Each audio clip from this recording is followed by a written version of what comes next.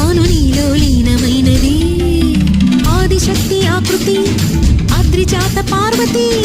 తానువైన ప్రాణధవుని చెంతకు చేరుకున్నది